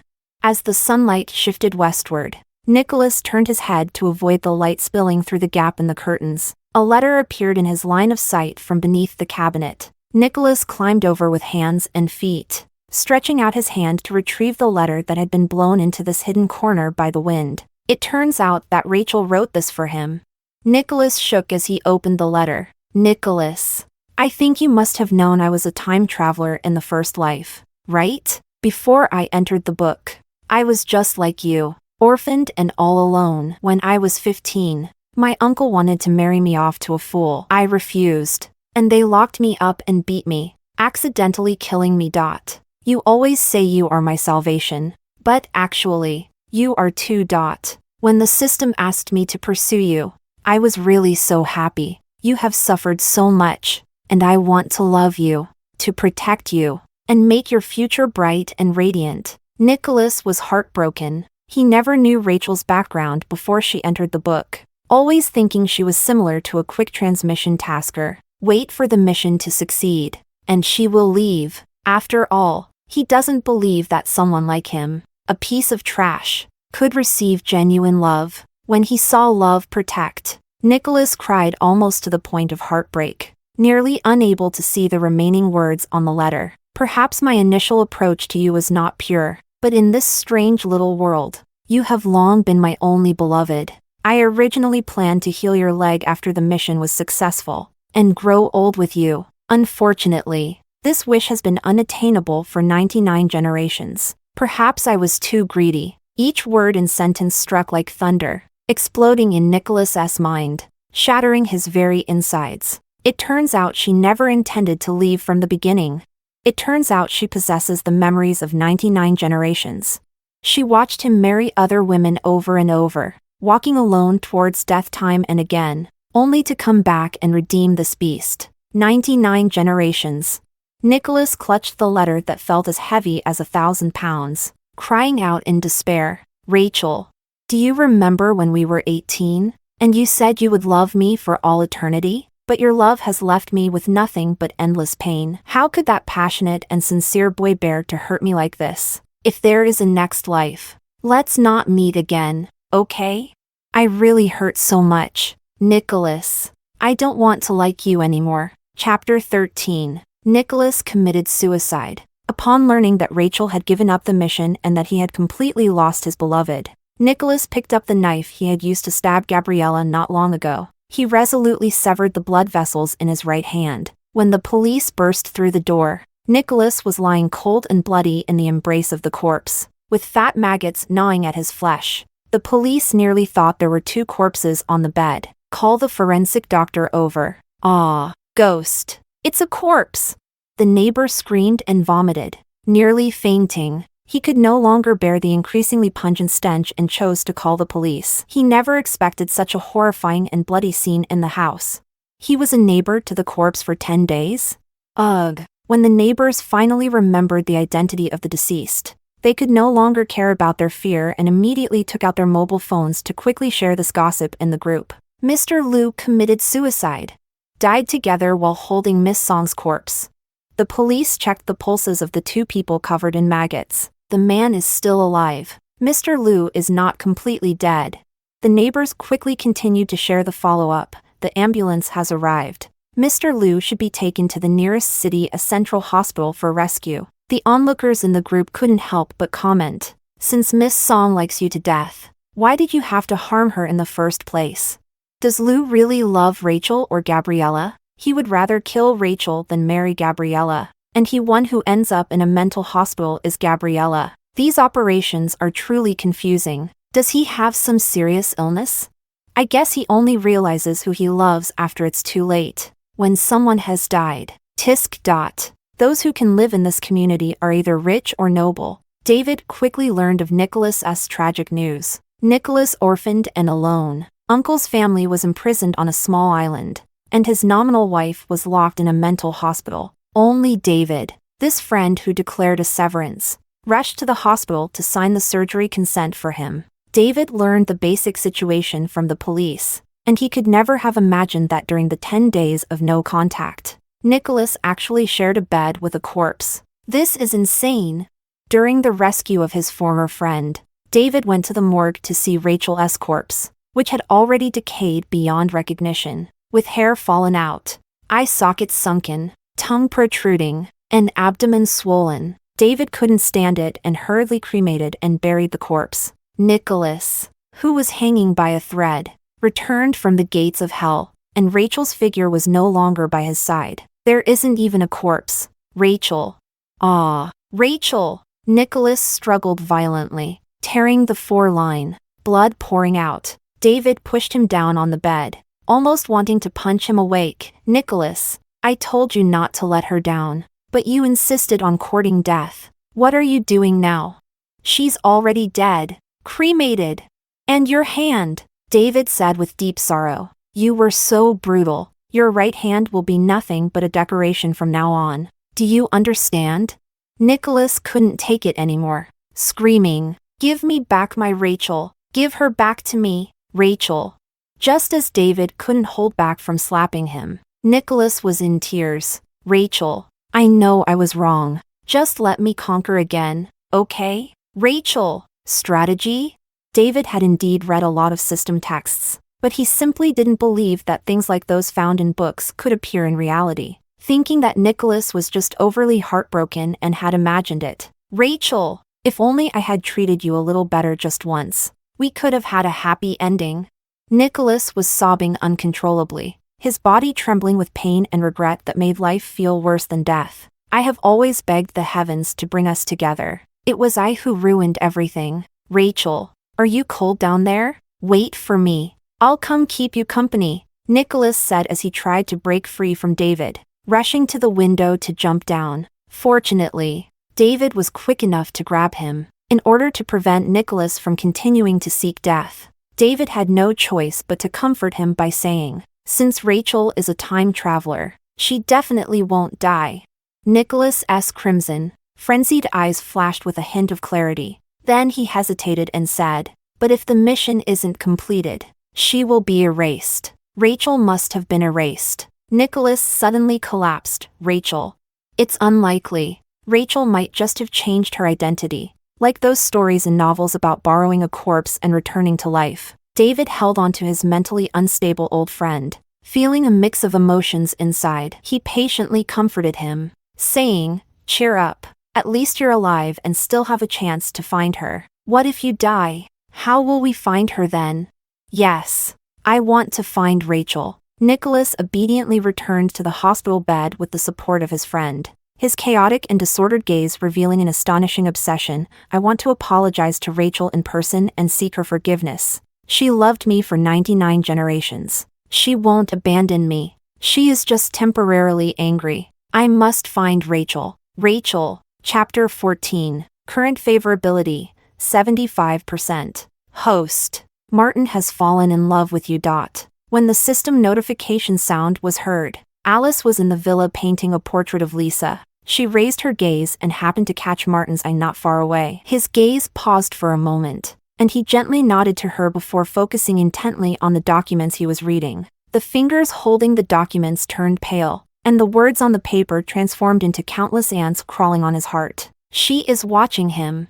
Alice didn't notice his nervousness and carefully scrutinized her new target. He wore delicate gold-rimmed glasses and a well-tailored silver-gray suit. Even with his sickly pallor and emaciated frame, he still exuded an air of aloof nobility. That was the aura of authority ingrained in those who have long held power. System assistance, to facilitate the doctor's rescue. Martin usually wears loungewear. He only changes into formal attire when it's time for you, the host, to arrive. Look. His back is so straight now. The system sighed. Sigh. For an ordinary person at his stage, he would already be in so much pain that he couldn't get out of bed, let alone sit straight for several hours. He is very tolerant. Host. Actually, he wants you to help him draw a portrait, but he feels embarrassed being stared at by you, so he made an excuse for you to draw for his mother. He knows you are watching him. His ears have turned red. Alice was still thinking about the 75% favorability. Has he already fallen in love with me?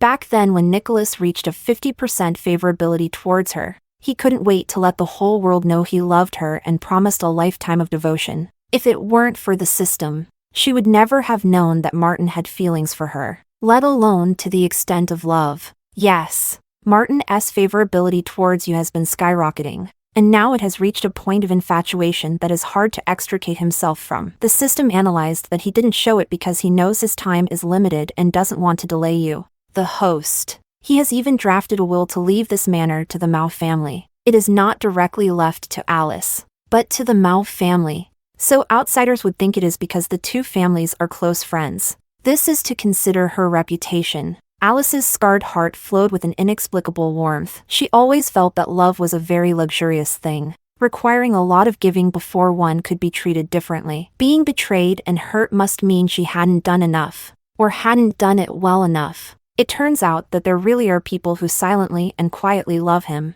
without seeking anything in return. Originally, Alice had little hope of completing the mission, but within just a few days, Martin's favorability unexpectedly soared to 75%. This made her begin to long for the chance to continue living, to live on together. Alice took the initiative to approach Martin. Coincidentally, that day the kitchen aunt had an urgent matter and took a leave of absence, so Alice cooked a medicinal dish to nourish the stomach. Martin on the surface, he appeared calm and collected, but inside he was taken aback. He forced himself to suppress the trembling of his hands, adhering to an almost harsh dining etiquette, savoring this bowl of medicinal cuisine as if it were an unprecedented delicacy. She cooked for him. She personally took to the kitchen.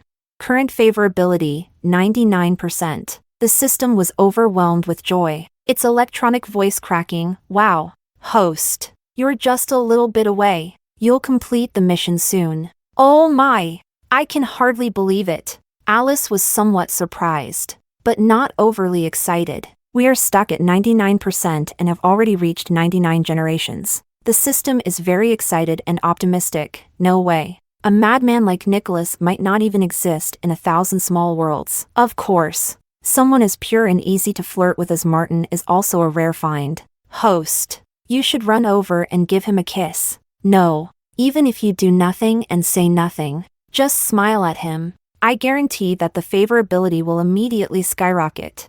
Chapter 15. Alice glanced at the man's pale, thin yet still strikingly beautiful face, and was so frightened by the verb kiss that she fled in panic, running out of the room. her heart remained unsettled. After just making a bowl of medicinal cuisine, her favorability rose to 99%. She prepared 3 meals a day for Nicholas for 99 generations. Yet he took it for granted. It turns out that what is discarded like a worn-out shoe can also be regarded as a treasure by someone else. The next day, Alice came to the villa as usual, and Lisa learned about her cooking, as well as that Martin had finished an entire bowl of medicinal cuisine, prompting her to hurriedly pull out some jewelry. A diamond necklace worth over 100 million was stuffed into Alice's hand. Alice quickly declined. "Auntie, how can I accept such a precious item? It is a gift from the elder. I cannot refuse. Moreover, it looks better when the young wear it." Lisa put the necklace on Alice with an irresistible demeanor. She looked affectionately at Alice's face, smiling until tears welled up in her eyes. "Auntie hasn't thanked you for making medicinal cuisine for Martin yet." For Martin, even the most ordinary acts of eating, sleeping, and even breathing come with unbearable pain. Lisa choked with emotion. "I can't remember the last time he ate so well." Since Alice arrived at the villa, Martin's spirits have noticeably improved. Sometimes, seeing him in a suit with his back straight, Lisa would momentarily think he had returned to the time before he fell seriously ill. Lisa persistently confirmed with the doctor many times. Martin was suffering from severe organ failure, which is irreversible. His body's various data had deteriorated to the extreme, and he was at the end of his strength. "I know it is the favor of fate that has allowed Martin to live until now. I shouldn't ask for too much." Lisa buried her head in Alice's shoulder, sobbing helplessly. "If I could have been stronger back then and protected my child, he wouldn't have to suffer so much in this life." Lisa looked up at Alice, her eyes brimming with tears. "Auntie, when you were pregnant with Martin, your mother had just gotten engaged. We joked about how we would become in-laws in the future. If that incident hadn't happened back then, how well-matched you two would have been. A mother knows her child best." Lisa can sense Martin's thoughts, but she couldn't selfishly step into Alice's life just to ensure her son married the girl he loved before he passed away. She just felt that fate was playing tricks on her. "The big shot is not far away," the system urged. "Host, quickly say something to push the progress." After a moment of silence, Alice figured out her words. "Auntie, you might not believe it, but if you hadn't come to find me that day, I would have taken the initiative to visit. I came to this country just for Martin. To be precise, I exist in this small world because of him." Lisa momentarily forgot to cry, her beautiful eyes widening in surprise. Is it really? This child actually fell in love with her son, who is plagued by illness and has no cure. Martin liking her is normal, but what does he have that she could possibly like? He actually became the meaning of her existence? Alice's love-struck remarks made Lisa exclaim in disbelief. "Child, don't be foolish. You're so young, beautiful, and talented. What kind of man can't you have?" Alice concealed the system's strategy tasks, expressing to Martin his importance to her. Her expression was particularly sincere. "If Martin is gone, I won't be able to live either. Current favorability, 100%. Congratulations, host. On completing the mission, the item Restore Health has been successfully issued." Chapter 16. In the private room, Nicholas was almost merged with the darkness, with only his pair of eyes glowing a terrifying blood red, his cold gaze wandering over the row of people in front of him. Everyone trembled in fear. They were the special assistant that had been painstakingly gathered after Rachel passed away. Those who survived the heavy blow and underwent a drastic change in temperament, regardless of age or gender, were brought one by one for Nicholas to see, including a grandmother in her 70s and a 3-year-old boy. The special assistant also secretly added a woman who resembled Rachel. Nicholas's cold gaze indeed lingered on the woman who bore a striking resemblance to Rachel for a few extra seconds, but her silence infuriated him. "These are not mine, Rachel. Rachel won't be afraid of me. Get lost. All of you, get lost." Nicholas swept all the wine bottles off the table, causing a loud crash as they shattered on the ground, letting the broken glass and wine splash onto him. The shards cut into his skin, oozing out crimson blood. The others in the private room had long since felt as if they had been granted a reprieve when they heard the word "get lost," grabbing their money and fleeing this terrifying place without looking back. Nicholas stared blankly at the wound. It was so shallow, yet it hurt so much that his whole body convulsed, and he nearly vomited blood. This time, no one will hold him tightly with a heart full of pain. 99 generations. If only he had once felt compassion and not watched her wither away in despair, they would have been complete. He brought this upon himself. After sending everyone away, the special assistant returned. Mr. Liu, Mao Corporation has sent an invitation for you to attend Miss Mao's welcome banquet, and the head of the Liu family will also be present. I won't go. All right. The special assistant had anticipated that his boss would react this way, if it weren't for the fact that Mao World Jewelry is a competitor of the Pinnacle Group, and that Miss Mao would be the future head of the Liu family. He wouldn't have forced himself to bring it up. Alas, it is said that Liu, the head of the family, has miraculously begun to recover slowly after falling in love. The inheritance of the Liu group is destined not to fall into the hands of its own boss. The special assistant turned and walked away. Wait! Nicholas rolled and crawled over, grabbing him, stepping on the shards with blood flowing freely. Completely unaware, he desperately grabbed the special assistant's collar. Who did you just mention? Miss Mao? Yes. It's Alice, the daughter of Mao Ruihong, the chairman of Mao World Jewelry. She has returned from studying abroad. The special assistant was desperately searching for information about Alice in her mind, but she was not the person they were looking for, who was suspected to be a reincarnation. After thinking it over, the special assistant could only gently remind Mr. Liu, Miss Mao is the fiancée of the head of the Liu family, so according to seniority, you should call Miss Mao Auntie. Nicholas could not hear the term auntie at all. He also ignored the existence of that distant uncle. The Mao family doesn't have a daughter at all. She was created by the system. Just like how the system made Rachel his desk made out of thin air. Nicholas's originally dull and lifeless eyes shone with incredible light. Haha, I finally found Rachel. Rachel! Looking at the unusually excited boss, the special assistant was completely bewildered and confused. Mr. Liu, the Mao family has always had an only daughter, 3 years younger than Miss Song. Without even having seen her, he was certain she was Miss Song. The special assistant was very worried about what the boss might do when visiting the Mao family in such a mental state. If you anger Liu, head of the family, it will be over. In the past 6 months, Nicholas has been depressed and fallen into alcoholism. The reason why the Pinnacle Group has not been divided is that everyone fears the Liu family behind him. Rachel! Wait for me. Rachel!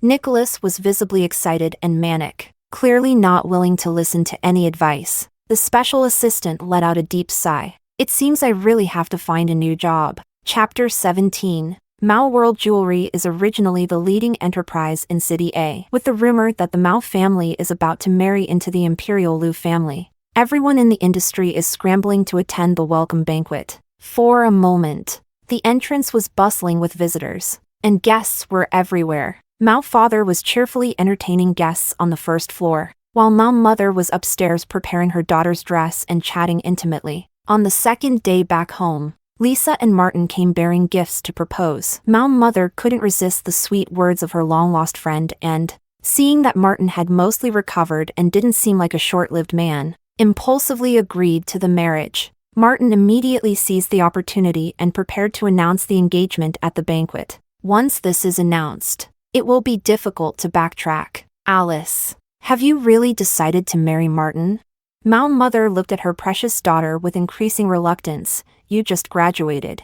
Why rush into engagement? Let the Liu family hurry if they want. The childhood betrothal was just a joke. My daughter doesn't necessarily have to marry Martin. Before entering the book, Alice had been orphaned since she could remember. It was her first time having a mother. The other party also funded her to complete her studies for 99 generations. Looking at the gentle and dignified Ms. Zhao, feeling the burning love from her mother, Alice's eyes welled up with emotion, and she couldn't help but embrace her. Mom, the system altered memories. Mao mother is no longer the woman who wept for her child's untimely death, but truly possesses 22 years of memories spent with her daughter. In Mao's perception, Alice is her child. Daughter, what's wrong? Have you figured it out?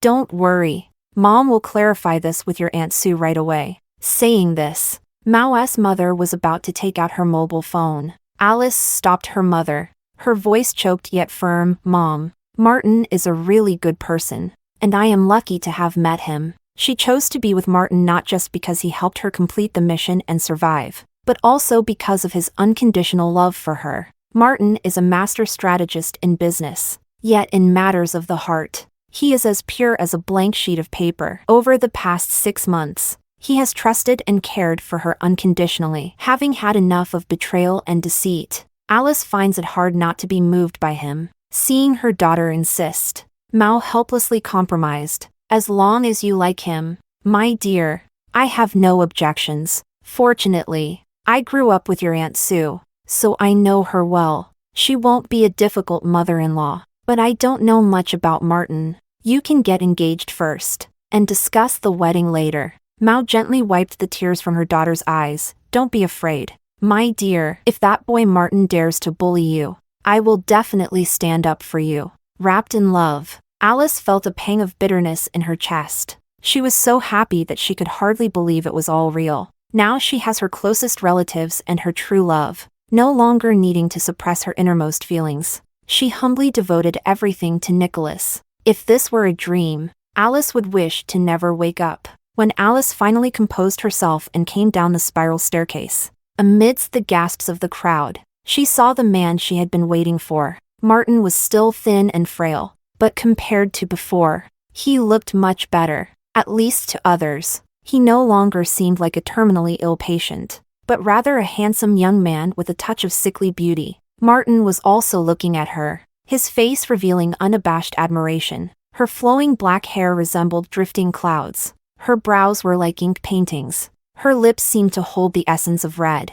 Her waist was so slender it could barely be grasped, and the light reflected in her clear, bright eyes sparkled like countless stars, dazzling and enchanting, making her appear as ethereal and graceful as a celestial being. She is his beloved, the wife he wishes to grow old with. She is the treasure he is willing to protect for a lifetime. In the dark corner of the banquet hall, Nicholas's stubborn gaze was firmly locked on Alice, the depths of his black eyes revealing a beast snarling and growling, countless emotions intertwining within: relief, excitement, surprise, anger, sorrow, and grievance. "It's her!" With just a glance, he could recognize her. This is his Rachel. But once, his Rachel filled his heart and eyes. At this moment, he was looking at another man. Chapter 18. Host. You should look at the villain's expression. The system, which had been silent for a long time, suddenly popped up. Alice thought that after completing the mission, she had already left the small world and bound to a new mission role. "System, are you still there?" The system no longer had its previous monotonous mechanical tone. It added a touch of liveliness. I want to see the villain get slapped in the face." After accompanying the host through 99 generations and becoming numb to the extreme, the system surprisingly developed a human-like anger, and it was desperately advocating for a change of mission object to headquarters. Now, the system is eager to slap back. Look at how the villain is currently overwhelmed. What a relief. Upon learning that Nicholas was nearby, Alice felt no ripple in her heart. He was merely an inconsequential passerby to her. Alice didn't think much about why Nicholas was overwhelmed. She assumed he was collapsing in pain over missing the position of head of the family. The system's items transcend the 3 realms. Restore health had an astonishing effect on Martin, and that was still a restrained result. Otherwise, the system could have restored him to his original state overnight. The guests saw the legendary Lu, head of the family, looking at his slightly thin yet rosy complexion, and finally believed the rumors from the outside world. Lu, head of the family, really has improved? How can this be someone who is seriously ill? He just looks like a normal person who is a bit thin. Living another few decades shouldn't be a problem. Is the power of love really that magical? Did he recover just because he couldn't bear to part with Mao Miss? Who knows? Anyway, Lu Madam treats Mao Miss like a lucky star. I heard the first thing she did upon returning to the country was to rush to City A to propose to the Mao family. It seems that they are about to have good news. The guests saw the dark and twisted Nicholas in the corner. The crowd did not control their volume. Pointing at him, Lu has always relied on being the confirmed heir of the Lu family. doing so many wicked things, and now he's in trouble. Yes, the head of the Liu family will have his own children. How could Nicholas inherit? Even if he is a biological uncle, the inheritance does not go to the nephew. Not to mention they are just distant relatives. The onlookers looked at Nicholas with disdain. If the Liu group falls into his hands, it will be finished sooner or later. This guy is crazy. He tortured someone to death and then started pretending to be a romantic, constantly mumbling that Miss Song will come back from the dead. If Rachel had died accidentally, they would still praise Nicholas as deeply affectionate. Right now, I just want to spit at him. Neurotic.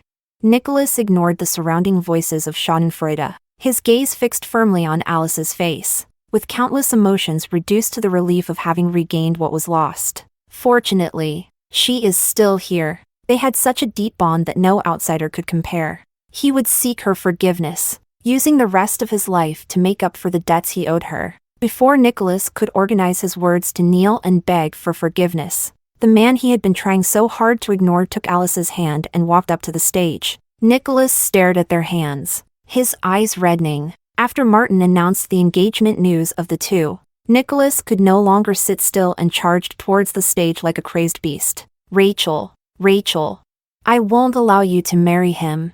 I ran too fast. And the cane fell to the ground. Nicholas did not stop his steps, continuing to limp straight towards Alice as if she would disappear in another second. Before he reached the stage, Nicholas was held back by the bodyguards. Martin stood protectively in front of Alice, his gaze fiercely fixed on the scruffy, drunken man in the audience, his brows tightly knitted. Who are you? How dare you cause a scene at my fiancé's welcome banquet?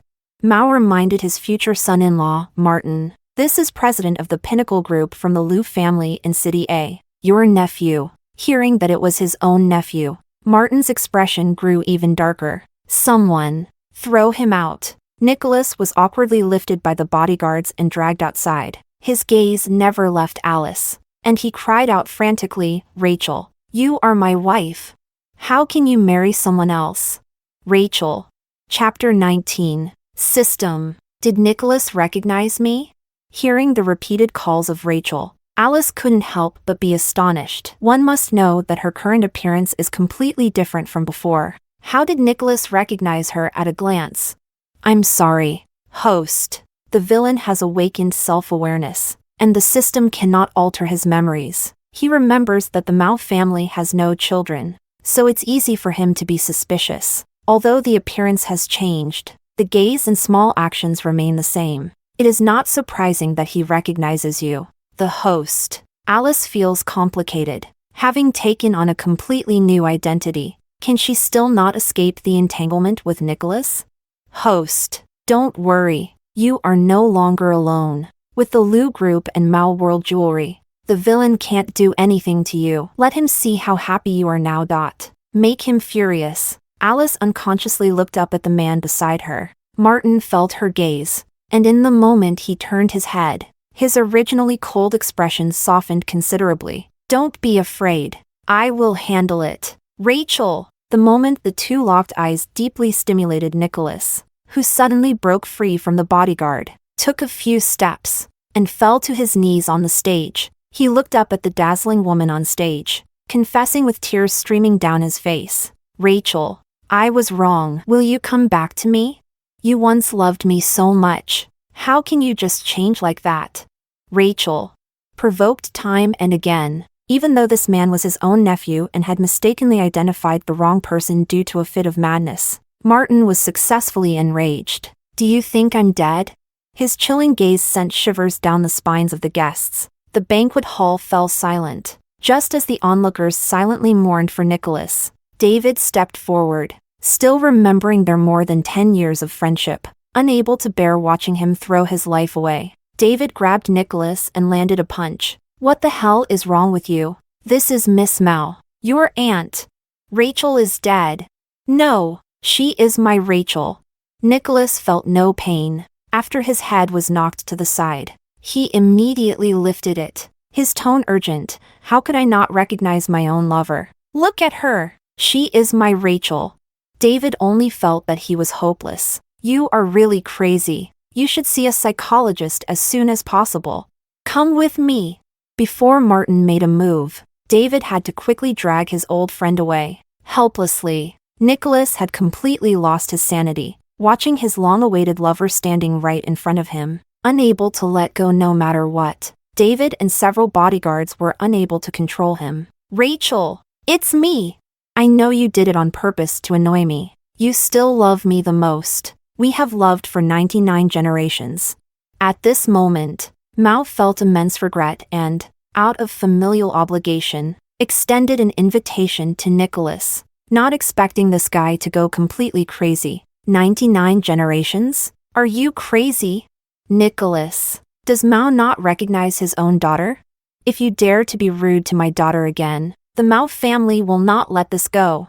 Nicholas ignored Mao's father's warning, fixated on Alice, his gaze filled with sorrow. Rachel, do you really not want me anymore? Rachel, please don't leave me, okay? Rachel. Alice gently patted Martin's hand to comfort him, then looked back at the man in the audience. The pair of eyes that were still clear and bright no longer reflected his image. It was as if he had never existed in her life. I'm sorry. I don't know you. Chapter 20. The words I don't know instantly drained Nicholas's soul, and he collapsed to the ground, allowing himself to be dragged out of the banquet hall by David. He watched her figure grow smaller and smaller, until she finally disappeared. Rachel. David silently took Nicholas home. In the house where Rachel's corpse had lain for 10 days, her portraits were plastered everywhere. Memories surged to the surface, and Nicholas cried uncontrollably, Rachel, Rachel, why don't you want me anymore? Rachel. David looked at his old friend, who was once again heartbroken, and sighed. Nicholas, I can only take you this far. From now on, take care of yourself. As he reached the door, David stopped. He gave his final piece of advice. Rachel is no longer here. Face reality. And Martin is not someone you can provoke. Betrayed by all. And infamous. Nicholas could no longer hear any words. He had been reborn 99 times just to be with his beloved. If she is not here, what is the meaning of his existence? Nicholas obsessively believed that Rachel reappearing as Alice was a chance for redemption granted to him by fate. How could he give up?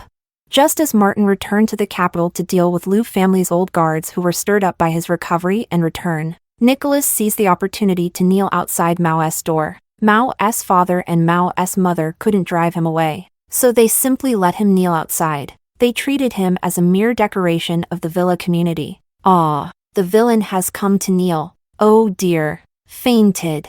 The system eagerly relayed Nicholas's situation to the host. Alice was deeply focused on designing her work. As if she hadn't heard anything, she is now the chief jewelry designer for the Mao family. Her dexterous right hand able to freely sketch her ideas on paper. No longer suffering through the torment of pain day and night. Host. Aren't you going to harshly ridicule the villain? Forget it. He has nothing to do with me. Alice could turn a blind eye. But Martin could not sit still. After receiving the news, he rushed back overnight and swiftly dragged Nicholas into a corner. It was because of their blood relation that he showed mercy. Otherwise, Nicholas would have been dead long ago. At the age of 13, when Liu's grandfather passed away, Martin learned to handle the group's affairs while on the sickbed. For 14 years, he managed the Liu family business meticulously and dealt with his father's murderer from that year. He was never one to show mercy. Nicholas was forced to kneel in front of his uncle.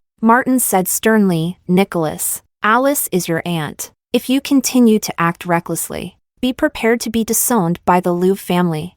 Nicholas felt a wave of suffocating pain in his chest. He finally understood what it felt like to watch his lover marry someone else. The pain was so intense that he wished he could die on the spot. But he is unwilling to accept it. He and she have no next life. He will stop at nothing to take her back, even if she will hate and resent him in the future. Love, after all, is about possession. Martin, do you really think she loves you?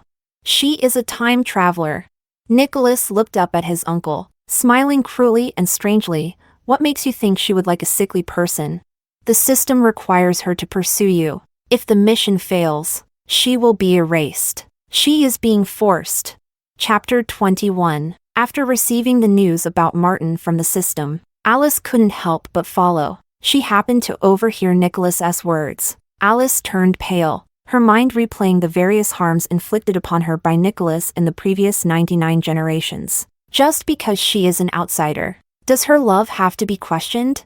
No matter how much she gives, she has already been sentenced to death from the very beginning. The villain cannot bear to see you happy if they are unhappy themselves. Despicable scoundrel, the system angrily cursed. Fortunately, the mission was completed. Otherwise this damn thing would have messed it up again. Alice lowered her gaze. She stood quietly at the corner, waiting for Martin to start doubting her feelings for him, just like Nicholas did in the past. And then, he would leave her. Her heart ached. Why does it still hurt? What right does she have to hold expectations for love? Those with impure intentions are not worthy of being loved. This happy dream should come to an end. System? Mission? Nicholas, you are ridiculous. Martin doesn't believe these claims? Alice looked up suddenly. Even the system composed of data held its breath. This world is a novel, Nicholas exclaimed excitedly. You are just a background character destined to die early and provide equipment for the protagonist. If it weren't for the system, you would have died 3 months ago. Nicholas glared at Martin with resentment. 99 chances to reach 100% favorability, and it should have been him standing next to Alice. Why does Martin ignorantly give her 100% of his love? Why did fate make him awaken? Martin must also be like him. Nicholas deliberately reversed the order, sowing discord. Do you think you recovered on your own? It was her using system items to heal you in order to gain your complete favorability. No doctor in the world can bring someone back from the dead. The system can. Martin looked serious. His own improvement was indeed miraculous. Could it be that Nicholas was telling the truth? Nicholas smirked maliciously. My dear uncle, you finally believe it, right? She approached you just to complete her mission. Wow. Watch me not kill him. The system jumps up and down. Alice lowered her head again. If Martin minds, let's part on good terms. I did pursue them to survive, but I have not wronged Nicholas, nor have I wronged Martin. I have a clear conscience. So what if she is an outsider? Can't I feel whether she is sincere or not? Martin declared emphatically. Alice only felt her cold heart gently struck, opening a small crack, through which an unprecedented warmth softly flowed in. Tears swirled in her eyes. I am very grateful to the heavens for bringing her to my side. Martin guessed Nicholas's malicious intentions and retorted. How could I possibly harbor resentment towards my beloved just because of your few words of provocation? Nicholas was anxious. She is an outsider. How can you love her? Martin said solemnly, I love her because she is worth it. But she is my Rachel. How can you take away someone I love? She once loved me so much. Martin kicked Nicholas to the ground, stepping on his chest. If what you say is true, and Alice is the Rachel you betrayed, then you truly deserve to die. What you say will only make me hurt for her more, love her more. Meeting Martin's steadfast gaze, Nicholas was filled with shame and tears. If only the first life had been like his, they would have long since grown old together. Martin coldly looked at this useless nephew. By the way, I have to thank you for telling me about the system. Martin's perspective is completely different from Nicholas's. She healed me with the system. Doesn't that prove her feelings for me? She is willing to be with me for a lifetime. This life of mine was given to me by her, and I will spend a lifetime protecting her. You will never see her again. Chapter 22. After being thrown out of the villa area, Nicholas wandered aimlessly on the street. He no longer cared about so-called dignity, dragging a deformed leg while looking disheveled and in rags, aimlessly wandering, nearly jumping off a bridge several times. If I die, it really will be impossible. But what does living matter? She has already met someone better. Martin's grace and elegance made Nicholas feel more and more like a rat in a gutter. Filthy, despicable, and foul-smelling, deserving to lose his love forever. Someone as beautiful as her should never belong to him. Nicholas walked for 3 days and nights, finally collapsing in front of the high school, at the place where the story begins. As Nicholas fell headfirst, he accidentally bumped into a passerby in front of him. The person jumped back in disgust, and when they turned to see his disheveled appearance, they immediately kicked him a few times. Damn beggar, are you trying to scam me? You think you can afford to dirty my clothes? Just watch. I'll beat you to death. Nicholas lay there like a piece of dead meat, allowing this tattooed young thug to kick him mercilessly, not even bothering to protect his head and abdomen. The front teeth were brutally knocked out. Ugh. Teeth mixed with blood were spat out. Startled by the sight of blood, passers-by hurriedly advised, "Forget it. Don't let it turn fatal." The tattooed big brother kicked Nicholas one last time. Useless thing. Spit. Social scum. Nicholas lay on his back, staring blankly at the sky, longing for his beloved smile. Rachel. Rachel. It hurts so much. Can you hold me, please? Rachel. My Rachel. But he remembered how Rachel had repeatedly died alone in pain, unable to hold back tears. I'm sorry, Rachel. The passers-by looked at each other in disbelief, recognizing that this was the mad CEO who often mentioned the name Rachel and harassed the future Liu family matriarch. The kind-hearted person who was about to call for emergency services took back the mobile phone. Why bother with such a person? In the end, it was the school leaders who received the news and hurried to have the security prepared to carry him into the medical room for some basic first aid. By the time the security arrived at the spot where Nicholas had fainted, he had already vanished. What's going on? Where is he?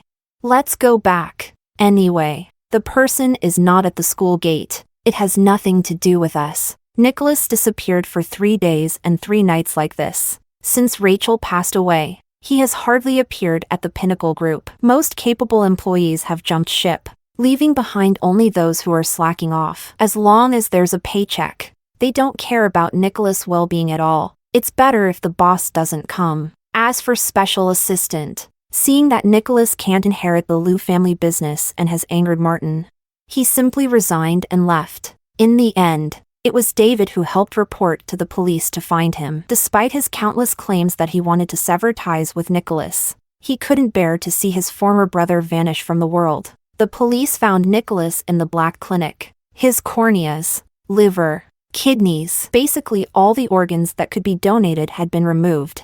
Even his tongue was cut out, and the tendons in his hands and feet had been severed. The flesh on his body was sliced off piece by piece. 1,000 cuts. It's hard to imagine how he endured those long 3 days. If the police had arrived even a moment later, he would have likely been tortured to death. The murderer was caught on the spot. She is Nicholas's nominal wife, Gabriella. Nicholas, look at you now. You keep saying you love me, that you want to marry me, and yet you've turned me into this wretched state. Neither human nor ghost. May you suffer a terrible fate. I want you to be unable to even seek death. If it weren't for the police extracting key information from her cursed and scolding words, one would never recognize that the woman before them was actually the once glorious Mr. Liu. 80% of her body was severely burned, emaciated, and she was acting delirious. It is simply shocking. The police sent both of them to the hospital for emergency treatment, then brought them back to the police station for interrogation. It turns out that after Gabriella was sent to the mental hospital, she suffered endless torment, constantly being restrained, electrocuted, drugged, and beaten, and Gabriella's family did not dare to provoke the Liu family, so no one came to rescue her. The daily humiliation drove Gabriella's hatred for Nicholas to its peak. Nicholas was once too unruly and vengeful, provoking many enemies. One of his sworn enemies, seeing him rejected by the Liu family, took advantage of his suffering and distraction to secretly release Gabriella. Gabriella, who felt utterly hopeless, only wanted to drag Nicholas down with her to the depths. Sure enough, she took Nicholas to the Black Clinic and abused him without restraint. Gabriella already had a forged mental illness certificate for Nicholas, and later the police conducted an assessment for insurance purposes, confirming that she indeed had a mental disorder. It was probably because she had been locked up in the mental hospital for too long, driving her completely insane. But no matter what, Gabriella would not bear criminal responsibility. She returned to the mental hospital. As for Nicholas, he was blind, mute, and paralyzed, completely unable to care for himself. In the end, it was his distant Uncle Martin who decided to send him to a nursing home. He can only stay on that small bed for the rest of his life. Chapter 23. Martin and Nicholas were merely distant relatives who had never even met before the welcome banquet. Not to mention that they were also rivals in love, even if his eyes could have corneas transplanted, and his tongue and tendons could be reattached. Martin would not spend money or effort to have surgery done for Nicholas. As for the Pinnacle Group, due to the designs created by Rachel, Martin acquired it under World Jewelry at an absolutely fair price. That money would be used to pay for Nicholas's nursing home fees. Nicholas was sinking into endless darkness, relying on the repetitive memories of the past 99 generations to hold on to life. He no longer greedily wished for countless lifetimes. He only wanted one perfect life. But how could he, a broken man, give her happiness? Happiness was once within reach. But Nicholas couldn't help but wet his pillow with tears every time he recalled the endings of each generation. He reaped what he sowed. His only hope each day was to hear the caregivers talk about how loving Martin and Alice were as a couple. This was originally used by Martin to take revenge on him. Now it has become his channel to obtain news about her. Martin wants him to give up. But Nicholas is determined to live and see if Martin will truly care for Alice for a lifetime as he claims. Nicholas is holding back his anger. He darkly hopes that Martin is just as much of a scoundrel as he is, yet fears that Martin will betray her. As he hoped and hoped, he received the news of their child's birth. Today is the day the little miss was born. The head of the family gave red envelopes to every employee of the Lou Group and World Jewelry, and we even benefited from it. Speaking of which, this reminds me of the head of the family's century wedding, where I received a red envelope worth a 5-figure sum. Our head of the family is wealthy and extravagant, yet a devoted husband. The head of the family's wife is gentle, kind, and exceptionally talented. They are so happy, and the old lady is almost overjoyed. I originally thought there would be a young widow and an old orphan, but unexpectedly, the head of the family has turned things around and even welcomed a chubby granddaughter. It hasn't been easy. Finally, the bitterness has turned to sweetness. It is said that the young lady is named Verity, hoping the young lady will be a sincere and steadfast person. As they spoke, the two nurses, taking advantage of the fact that Nicholas couldn't see or speak, openly shot him a disdainful glance. Just make sure not to end up like some people, who do nothing but bad deeds and will have no good ending. Those who toy with feelings do not deserve true love. The cycle of cause and effect. Retribution is inevitable. She became a mother. This news struck Nicholas's chest as if it had been hit hard by a 1,000-pound hammer. A suffocating pain surged from his heart to his limbs. They were supposed to have a warm little family, with lovely children. This is what he has longed for day and night. He was so close to getting it. Just a little bit more. Only a little bit more. Nicholas knew he should be happy for her happiness. But every time he thought of the person by her side not being him, he couldn't help but feel a deep sadness. No matter how much it hurt, Nicholas still masochistically wanted to know about her. He listened in despair as she achieved success in her career, found happiness in her family, and had children. Hearing how her children with Martin became leaders in various fields, and how Martin had cherished her like a treasure for decades. In his old age, with white hair, Nicholas was at the brink of death. He listened to the news on the television about Martin and Alice celebrating their diamond wedding anniversary. On the other side of the screen, her partner was by her side, surrounded by children and grandchildren, filled with laughter and joy, while he could only breathe his last in endless darkness, resentment, and loneliness. For over 60 years, she had never seen him. His Rachel really didn't want him anymore. He had killed his own light 99 times, and no light would ever come to him again. He was originally an inconspicuous bug in the depths of darkness, destined to quietly die in the abyss after losing his light, with no one to know. At the moment of death, Nicholas suddenly felt a sense of relief. Martin spent a lifetime proving that he did not go back on his word, truly loving and protecting her for all eternity. She truly deserves to be treated well. In a daze, Nicholas seemed to return to the summer of his 15, seeing those eyes shining like a galaxy. Rachel, if there is a next life,